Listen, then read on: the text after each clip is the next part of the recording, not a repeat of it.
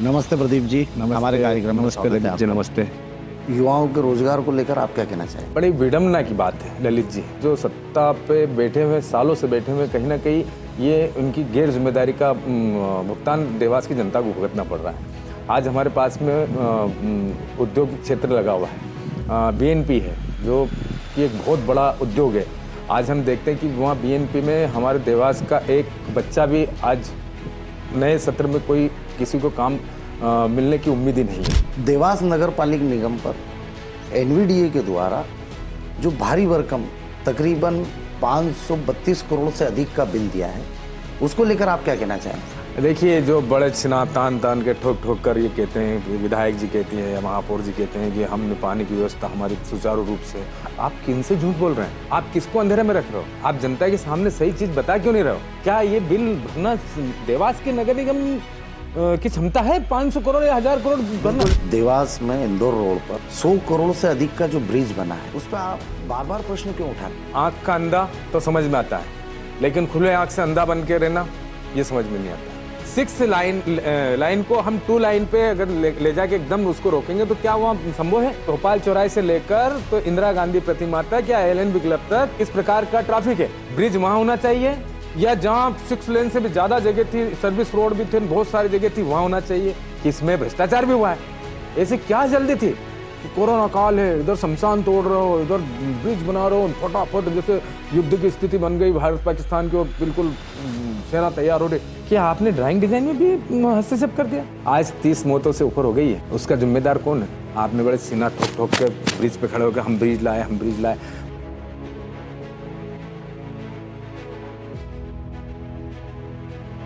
नमस्ते देवास, मैं ललित चौहान।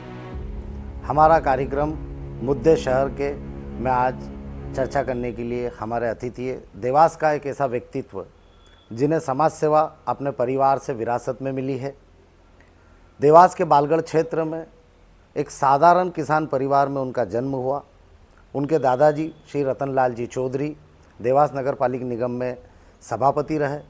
देवास विधानसभा से कांग्रेस के प्रत्याशी रहे। उनके पिताजी स्वर्गीय श्री राम प्रसाद जी चौधरी एक अच्छे समाजसेवी थे। आप स्वयं भी देवास विधानसभा से कांग्रेस के प्रत्याशी रहे एवं धार्मिक प्रवृत्ति के होकर एक अच्छे समाजसेवी के रूप में देवास शहर में एक विशेष पहचान रखते हैं। नागदा स्थित प्राचीन मंदिर में सिद्धिविनायक गणेश जी के अनन्य भक्त हैं। वहीं सिद्धिविनायक भक्त मंडल के द्वारा देश की सबसे बड़ी एक दिवसीय कांवड़ यात्रा को वर्ल्ड रिकॉर्ड में नाम दर्ज कराने में कामयाब रहे और निरंतर कांवड़ यात्रा प्रतिवर्ष उनकी जारी है।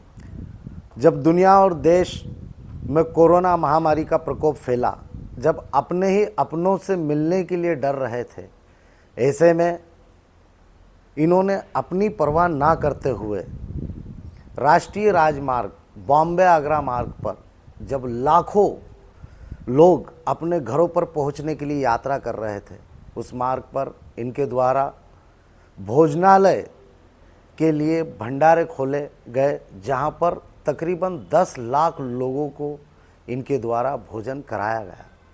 जब कोरोना की दूसरी लहर देश में आई, तब कोरोना सेंटर पर भोजन पहुंचाने की व्यवस्था इनके द्वारा की गई।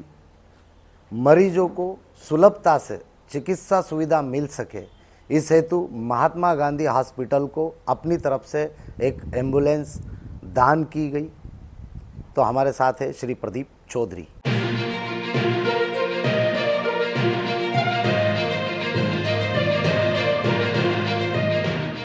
नमस्ते प्रदीप जी, हमारे कार्यक्रम में नमस्ते स्वागत है ललित जी, आपका। नमस्ते। प्रदीप जी, मेरा पहला सवाल है आपसे। शहर में जिस तरीके से वायु प्रदूषण फैल रहा है, इसके बारे में आप क्या कहना चाहेंगे? दरअसल हम देवास वासियों के लिए एक बुरी खबर है कि केंद्रीय प्रदूषण बोर्ड ने देवास को एक विशेष सूची में शामिल किया है, जो अच्छे सूचांक नहीं है। कहीं ना कहीं इस ओर हम लोगों को ध्यान देना पड़ेगा और सभी जनप्रतिनिधियों को, समाज सेवियों को इसमें आगे आना पड़ेगा और कहीं ना कहीं हमको वृक्षों की तरफ फिर वापस हम लोगों को देखना पड़ेगा और इस पे एक नीति और नियम बनाना पड़ेंगे और इसको एक जन चेतना का विषय बनाना पड़ेगा, जब जाकर हम इस लड़ाई को हम जीत सकते हैं। आने अधिक से अधिक अधिक से वृक्षारोपण अधिक करना चाहिए। वृक्षारोपण करना चाहिए। प्रदीप जी, मेरा दूसरा सवाल आपसे यह है कि अभी विद्यालयों के नए शिक्षण सत्र शुरू होने वाले हैं, जी। तो पुस्तकों और फीस वृद्धि को लेकर अक्सर अभिभावकों के ऊपर आर्थिक भार पड़ता है, इसको लेकर आपके क्या विचार हैं? देखिए, इसमें शासन ने जो नियम बनाए हैं उन नियमों को थोड़ा और कड़क करना पड़ेगा, और जो शासन के द्वारा मान्यता दी गई है जो पुस्तकें होना चाहिए जिस क्लास में, और हम अधिकतर देखने में आता है कि प्राइवेट सेक्टर में स्कूल खुद अपने कोर्स अलग से ही देते हैं और साथ में बाजार में मिलते भी नहीं है, और उसके मूल्य भी वही लोग निर्धारण करते हैं, जो कि गलत है। इस ओर शासन को ध्यान देना चाहिए और कड़े नियम बनाना चाहिए, ताकि हमारे आने वाली पीढ़ी को शिक्षा भी अच्छी प्राप्त हो सके और साथ साथ में पालकों पर बोझ भी ना पड़े। क्योंकि हम देख रहे हैं कि मध्य प्रदेश में जिस शिक्षा के जो सरकारी हालात हैं, अभी कुछ सुधार हुए हैं, जैसे सीएम राइज स्कूल वगैरह आए हैं, उसके स्वागत करने योग्य फैसला है वो, लेकिन अभी बहुत ज़रूरत है इसमें काम करने की। कहीं ना कहीं अच्छी शिक्षा के लिए हमको सरकारी तंत्र को मजबूत करना पड़ेगा, शिक्षा के क्षेत्र में। प्रदीप जी, रोजगार को लेकर, युवाओं के रोजगार को लेकर आप क्या कहना चाहेंगे? बड़ी विडम्बना की बात है ललित जी। मैं तो ये समझता हूँ कि इसमें राजनीतिक क्षेत्र में जो लोग हैं और जो सत्ता पे बैठे हुए, सालों से बैठे हुए, कहीं ना कहीं ये उनकी गैर जिम्मेदारी का भुगतान देवास की जनता को भुगतना पड़ रहा है। आज हमारे पास में उद्योग क्षेत्र लगा हुआ है, बीएनपी है, जो कि एक बहुत बड़ा उद्योग है।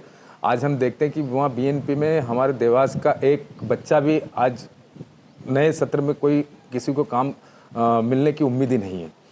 कहीं ना कहीं ये हमारे लिए गलत है, और आज हम उद्योगों का सड़ा गंदा पानी हम लोग झेल रहे हैं, वायु प्रदूषण हम लोग झेल रहे हैं, लेकिन उसके जो फायदे होना चाहिए कि कम से कम एक डिसाइडेड होना चाहिए कि 30% 40% स्थानीय लोगों को रोजगार मिलना चाहिए। और ये मैं अभी लगातार मैंने इस मामले को उठाया, लगातार लोगों के बीच में गया और इस बात को बोला कि ये जो बेरोजगारी है, आज हमारे बच्चों को पलायन करना पड़ रहा है और दूसरे लोग आके यहाँ पर काम कर रहे हैं, जो कि गलत है। यानी आप ये कहना चाह रहे हैं कि स्थानीय औद्योगिक इकाइयों में स्थानीय युवाओं की प्राथमिकता तय करने पर काम करना चाहिए, कानून बनना चाहिए। कानून ये यहीं पर नहीं, ये पूरे भारत भर में कानून बनना चाहिए। होता क्या है कि कहीं ना कहीं इसमें मतलब मेरे इस बड़ा दर्द होता है। मैं सुबह से लेकर शाम तक कम से कम 10-20-50 लोग मेरे पास रोजगार के लिए आते हैं, जितना हो सकता है हम लोग मदद भी करते हैं, लेकिन स्थानीय लोगों को औद्योगिक क्षेत्र में कंपनियां वाले ऐसा समझते हैं कि ये लोग दादागिरी करेंगे, पहलवानी करेंगे, उनके ऊपर अंकुश नहीं है। और वो अंकुश कहाँ बनेगा? ये अंकुश बनेगा मध्य प्रदेश की विधानसभा में। वहां पर इस चीज को लेकर नियम बनाना चाहिए कि स्थानीय लोगों को रोजगार मिलना चाहिए। जो आज कितनी बड़ी बीएनपी हमारी है, लेकिन हम स्थानीय जो पहले लोग लगे थे वो रिटायर होते जा रहे हैं। आज नए देखें तो हम लोग पहचान ही नहीं पाते कहाँ से आके लोग काम कर रहे हैं। सरकारी सेक्टरों में भी पद रिक्त पड़े, जैसे नगर पालिक निगम देवास को देख लीजिए आप। देखिए, पुलिस विभाग में बहुत सारे पद रिक्त पड़े हैं, आप नगर निगम में देख लीजिए, आप पीडब्ल्यूडी में देख लीजिए, आप शिक्षा विभाग में देख लीजिए, आप हर एक, ये तो गवर्नमेंट आज जो शिवराज सिंह जी चौहान छाती ठोक ठोक कर बोलते थे कि हम ऐसा कर देंगे, हम ऐसा कर देंगे, और वो तो चले गए अब देश की राजनीति में। और अब यहाँ पर मोहन सरकार है, इन लोगों को इसमें जो वादे किए थे वो पूर्ण करना चाहिए और अधिक से अधिक लोगों को शासकीय नौकरी में वैकेंसी निकालना चाहिए। अच्छा प्रदीप जी, देवास नगर पालिक निगम पर एनवीडीए के द्वारा जो भारी भरकम तकरीबन 532 करोड़ से अधिक का बिल दिया है, उसको लेकर आप क्या कहना चाहेंगे? देखिए, इसमें तो जनता जनार्दन को एक सोच रखना पड़ेगी। मैंने हर मोर्चे पे इस बात को हमने रखी कि देखिए, गुजरात के साथ मध्य प्रदेश सरकार का जो टाई अप हुआ है कि हम 2022-23 तक जितना पानी हम लोग ले सकेंगे उतना ही ले पाएंगे, उसके बाद में हम ले नहीं पाएंगे। आपको एक बात याद दिलाना चाहता हूँ कि ग्रामीण क्षेत्र में नर्मदा सिंचाई योजना में देवास को शून्य रख दिया था। यहाँ जनप्रतिनिधि इसके लिए जरा सी भी उत्सुकता नहीं थी। 15 महीने की सरकार जब कांग्रेस की आई तो उस समय हनी बघेल जी नर्मदा घाटी प्राधिकरण के मंत्री हुआ करते थे, हम लोगों ने उनसे बात की, दिव्य सिंह जी के माध्यम से हमने बात की, उसको हमने देवास को उसमें शामिल कराया। नर्मदा माइक्रो सिंचाई योजना, हाँ, उसमें नर्मदा उसमें शामिल करवाया। और फिर जैसे कांग्रेस की सरकार 11 महीने 12 महीने की सरकार गई, ऐसे उसको वापस से ठंडे बस्ते में पटक दिया।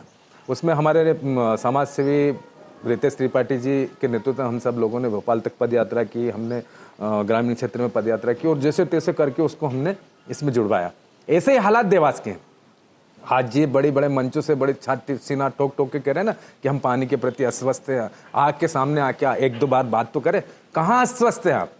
हमने एक छोटा सा डैम बनाया, उस डैम में बारिश का पानी कितना आता है, कितने दिन देवास के शहर की प्यास बुझेगी? आप जो पानी उज्जैन के लिए जो लाइन आई है उससे हम पानी ले रहे हैं, वो तो बिल बना के दे रहे हैं हम लोगों को। और बिल भी कब तक, कितना 1000 करोड़ में जाने वाला है कुछ दिनों में। ये देवास की जनता कहां से भर देगी? 532 करोड़ से अधिक है ना, 532 करोड़ नहीं, अब अभी लेटेस्ट अगर आप लोगे ना तो बहुत आगे बढ़ गया। कहां से भरेंगी जनता? आप महीने के अंदर 15 दिन पानी दे रहे हो। आपने दूसरे चरण की योजना में आपने टंकियों का निर्माण कर रहे हो, आपने अमृत 2 में, हाँ अमृत 2 में जल वितरण प्रणाली का विस्तार, हाँ विस्तार कर रहे हो। आपने संसाधन तो तैयार किए नहीं। आपको लिफ्ट की क्या व्यवस्था है, वहाँ से पानी की लिफ्टिंग की क्या व्यवस्था है? आप पानी को कहाँ, प्लांट कहाँ है, ट्रीटमेंट प्लांट आपका? तो कहीं ना कहीं ये सारी मतलब आज की राजनीति का परिचय, पहले जो नेता हुआ करते थे वो आने वाले 20 साल 50 साल की जनरेशन को देखकर काम करते थे। देखिए जो बड़े छिना तान तान के ठोक ठोक कर ये कहते हैं, विधायक जी कहती है या महापौर जी कहते हैं कि हमने पानी की व्यवस्था हमारी सुचारू रूप से, आप किन से झूठ बोल रहे हैं? आप किसको अंधेरे में रख रहे हो? आप जनता के सामने सही चीज बता क्यों नहीं रहे हो कि ये पानी हम जो ला रहे हैं, हमारे सिपरा का डैम छोटा सा डैम है, हमारा पानी कितना है? लेकिन जो उज्जैन के लिए जो व्यवस्था की थी वो प्राधिकरण, नर्मदा विकास प्राधिकरण वाले, वो तो बिल में ठोक रहे हैं और उसको उस ओर के शासन का ध्यान नहीं है। कल को यहाँ पर अगर कोई, आज तो भारतीय जनता पार्टी के मेयर है, कल को कांग्रेस के या कोई अन्य मेयर यहाँ बनता है, ये लोग दबाव बनाएंगे, उसको राजनीतिक उसमें घुसेड़ेंगे, कहीं ना कहीं बिल के लिए दबाव बनाएंगे, पानी रोकेंगे और जनता को किल्लत देंगे। तो कहीं ना कहीं इस दिशा में इन लोगों को सोचना चाहिए, विचारना चाहिए। और आज भी हमारे हक की बात मध्य प्रदेश की विधानसभा में करना चाहिए कि ये बिल किस बात का, और देवास की पानी की व्यवस्था क्या है। आज पॉपुलेशन 5 लाख हम लोग क्रॉस करने जा रहे हैं। आज इतना बड़ा देवास शहर स्थापित हो रहा है। आने वाले भविष्य में 10 साल 20 साल 30 साल बाद में हम लोग यहाँ पर 10-20 लाख लोगों को देखेंगे, क्षेत्रफल भी बढ़ेगा। तो ये भविष्य की योजनाएं क्या है? भविष्य में हम क्या पिलाएंगे?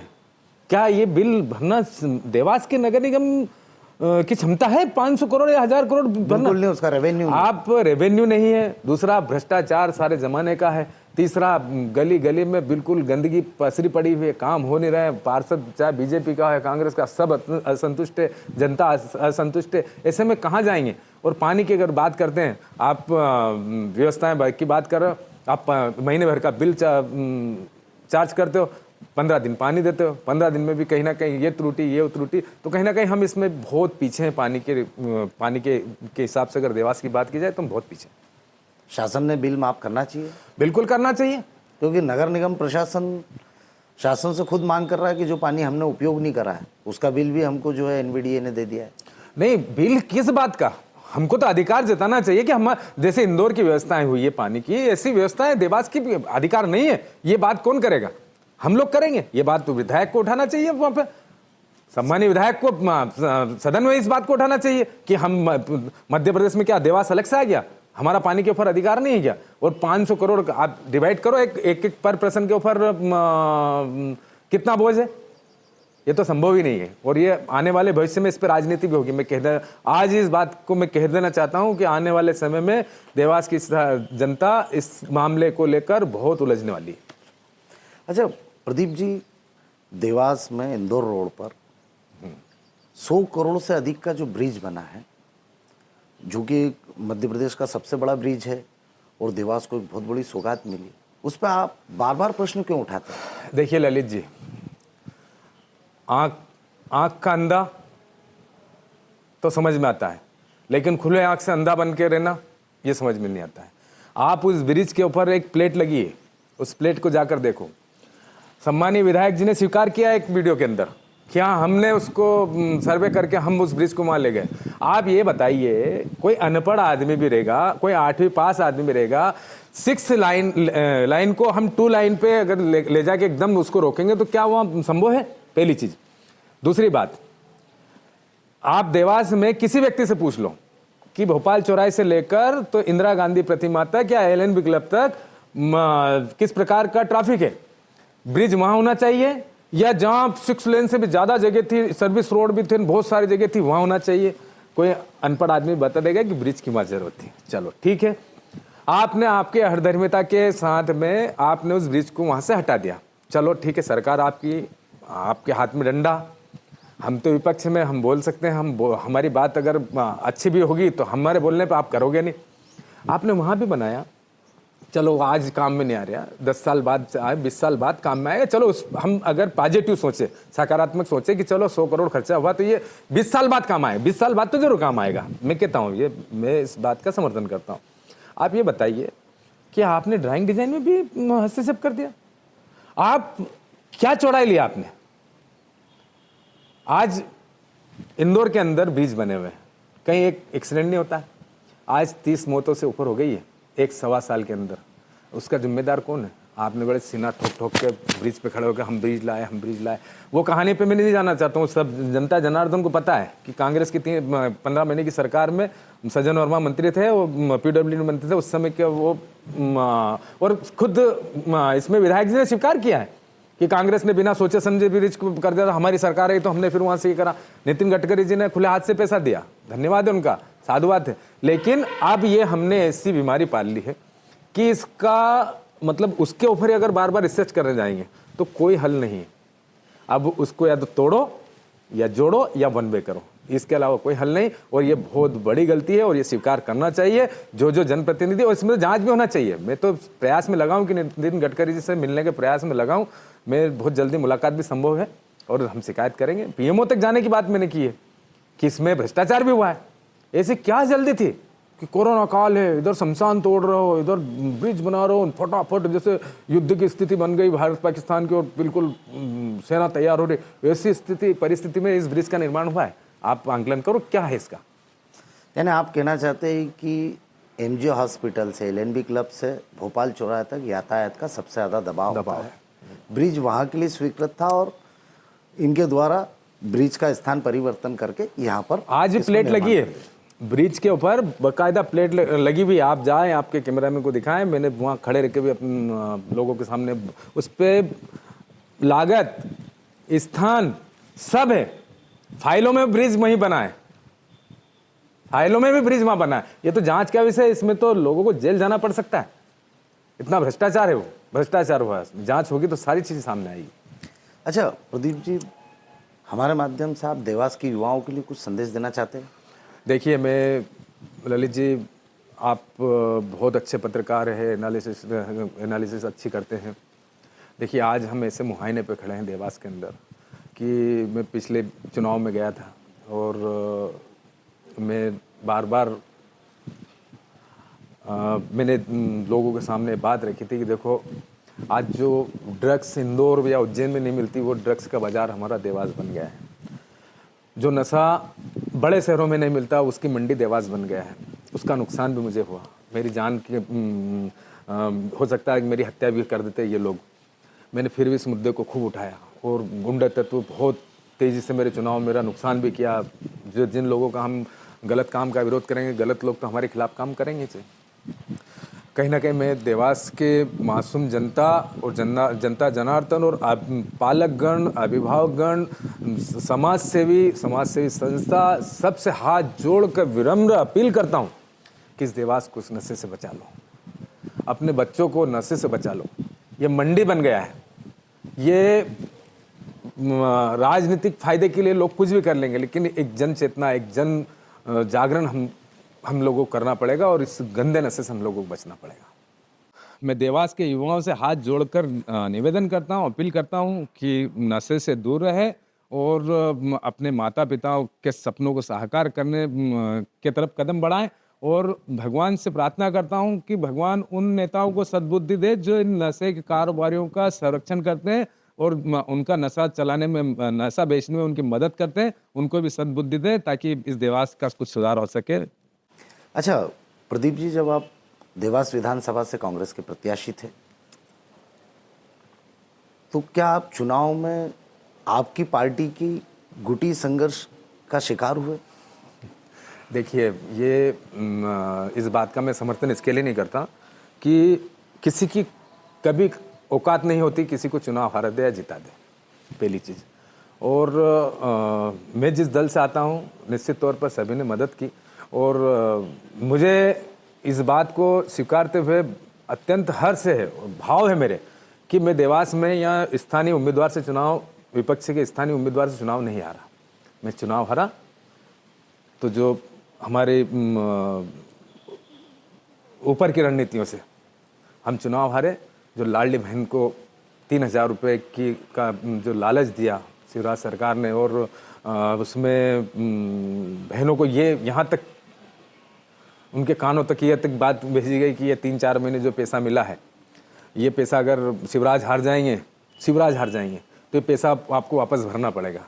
तो कहीं ना कहीं चाहते हुए भी वो माताएं बहनें, देखो आर्थिक स्थिति हमारे देश की हम सब लोगों को पता है कि आज क्या स्थिति है, और वो जो बहनों को उन्होंने जिस प्रकार से झूठ बोलकर और उनका वोट लिया है, और उनके साथ जो आज अन्याय हो रहा है कि बहुत सारे लोगों के नाम, बहुत सारे महिला लाडली बहनों के नाम भी काट दिए गए, कहीं ना कहीं उसके कारण हम लोगों को चुनाव हारना पड़ा। अन्यथा बहुत अच्छे, बहुत माहौल भी अच्छा था, लोगों ने अच्छा आशीर्वाद भी दिया।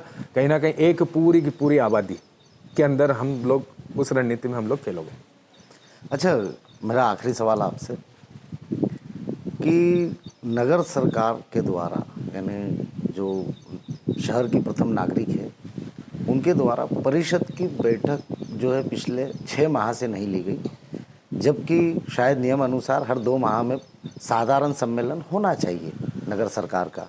तो इसके बारे में आप क्या कहना चाहेंगे? देखिए, भारतीय जनता पार्टी की स्थिति है आज की तारीख में कि इन लोगों को ये दिमाग में आ गई है कि हम लोग अब यहाँ पर अजय हैं, अमर हैं।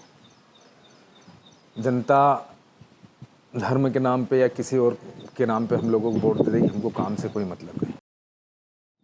अभी महापौर और सभापति में दोनों में द्वंद्व चल रहा है। विधायक उसको उससे कोई परवाह नहीं। नगर निगम में किसी प्रकार के काम हो नहीं रहे हैं। भ्रष्टाचार के आलम यह है कि चुराए चुराए बात चल रही कि पीसी, जिसको पैसा मिल रहा है मिल ही रहा है। जो ठेकेदार काम करके बैठा है 4-4 साल हो गए, उसको नहीं मिल रहा है। आयुक्त अपनी मस्ती में मस्त है, सभापति अपनी मस्ती में मस्त हैं, और महापौर पति अपनी मस्ती में मस्त है। महापौर का तो कुछ है ही नहीं, क्या करे बेचारी महिला है। तो यहाँ पर अभी जिस प्रकार से होड़म-होड़ चल रही है कि मैं बड़ा या मैं बड़ा, तो कहीं ना कहीं इसका खामियाजा जनता को भुगतना पड़ रहा है। और मैं तो जनता जनार्दन से भी एक बात कहना चाहता हूँ आपके माध्यम से, जहाँ तक मेरी बात जाए, कि अगर आप विपक्ष को बिल्कुल खत्म कर दोगे तो नुकसान विपक्ष का नहीं है, नुकसान तो आम जनता का है। आप एक तरफा ही अगर किसी को वोट दे के आप जिताते जाओगे तो वो तो 8 दिन तक करेंगे इसे ना, वो तो पहलवान बनेंगे इसे ना। यानी आप कहना चाहते हैं विपक्ष मजबूत होना चाहिए? विपक्ष मजबूत होना चाहिए, विपक्ष को भी मौका देना चाहिए। आप कब तक जाति धर्म के नाम पर वोट बांटते रहेंगे? विकास के नाम पर भी चुनाव होना चाहिए, विकास के नाम पर भी सारे काम होना चाहिए। अभी आज नगर निगम की सही सार जांच अगर की जाए, और मतलब आप ये समझो एक वो समदड़िया ब्रदर्स को लिया है पूरा देवास, हाँ, पीपी के तहत उसे जो जमीन, हाँ, पीपी के तहत आप ताली बजा रहे हो, खुद की पीठ थपा रहे हो कि हमने इतना काम कर दिया, हमने कलेक्ट्रेट की बिल्डिंग बना दी, हमने वहाँ ये बिल्डिंग बना दी, ये बना दी। अरे आपने आपके घर के डांडे बेचे हैं, आपने आपका घर बेच के तीरथ किया है। नगर निगम के पास की जो भूमि है पुरानी वाली, जहाँ पुरानी नगर निगम थी, उसे भी समदड़िया को दे दिया गया, दे दिया ना। वो तो मतलब बेशकीमती जमीन है, शहर का दिल है वो, शहर का दिन है वो स्थान। अब ये सारी चीजें आम जनता को समझना चाहिए, देखना चाहिए, इस भ्रष्टाचार को पहचानना चाहिए, और इस भ्रष्टाचार के अंदर कौन कौन डूबा है, कौन कौन इसमें डुबकी लगा रहा है इस भ्रष्टाचार की गंगा में, इन सब लोगों के नाम उजागर होना चाहिए। और निश्चित तौर पर भविष्य में भगवान की कृपा से मौका मिला तो निश्चित तौर पर इन भ्रष्टाचारों के ऊपर कार्रवाई होना ही चाहिए, इनकी जांच होना चाहिए। प्रदीप जी, धन्यवाद, आपने जो समय दिया है। धन्यवाद ललित जी, बहुत अच्छा लगा।